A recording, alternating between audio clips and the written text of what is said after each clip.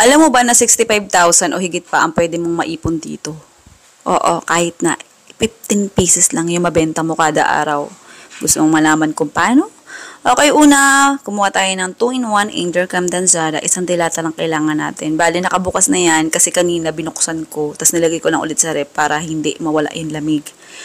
Okay, tapos halin natin siya sa lalagyan. Simutin para walang sayang. Oo, okay. Habang sinasalin natin siya, comment ka naman sa baba kung taga saan ka.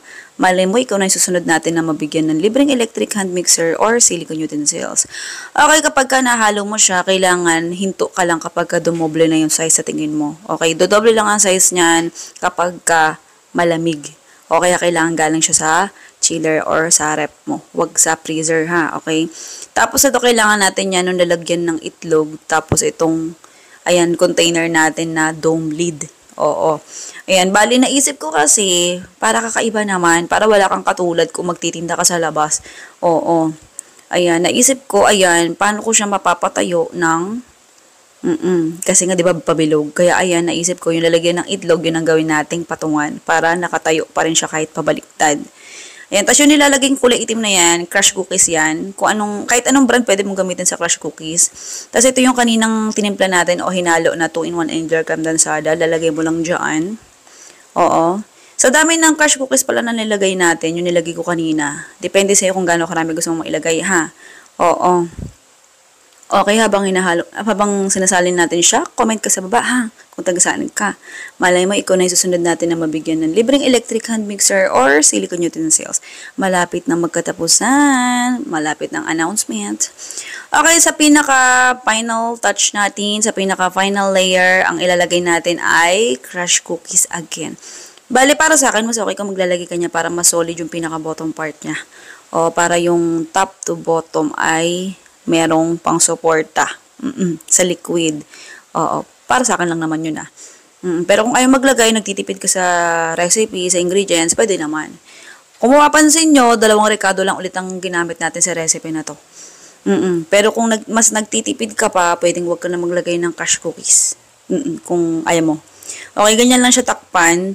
Medyo ingat-ingat ka lang dyan kasi para hindi mo masangga yung mga magkakatabi, para hindi tumabingi, para hindi tumumba kasi nga dahil nga dome lid siya, pabilog yung takip, kailangan hindi siya biglang basta alam mo na yun, kasi nga pabilog, biglang tutumba yan kaya ingat-ingat lang.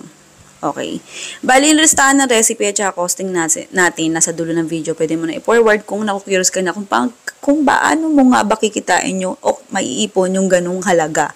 Okay.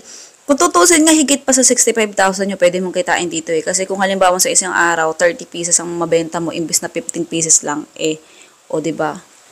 Alam mo na, times 2 mo din yung, yung 65,000, o di mahigit 100 agad yun. Okay, kapag ka natakpan na natin sila lahat, lagyan na natin siya sa freezer. Sa mismong freezer talaga ha. Tapos, mo siya, medyo itayo mo, ayusin mo, para pag tumigas, hindi tabing pagka tinanggal mo siya sa lalagyan. Oo, pag tinanggal mo yung pinakatakip. Okay, kinabukasan, okay, palit tayo ng costume. Charot.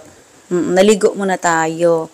Okay, mga bandang hapon ko na yung tinanggal sa freezer. Oo, tas ganyan na siya. Pwede mo na siyang itanggal dun sa patungan ng itlog, sa egg tray.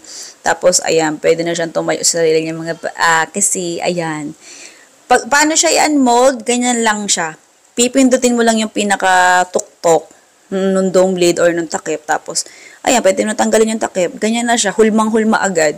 Ang kinaganda kasi dito, kaya ayan. Kaya minsan, may mga times na gusto ko mag-share sa inyo ng iba-iba namang recipe o lalagyan. Kasi para matry nyo naman yung iba.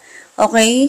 Ayan, yung mga imposible, gawan natin yan ng posible. Oo. Okay, bali yung listahan ng recipe at costing pala. Paalala ko sa costing, madalas talaga hindi tayo magkaparehas or hindi maunawaan ng karamihan. Okay, mag-aral maigi sa costing para mas maunawaan.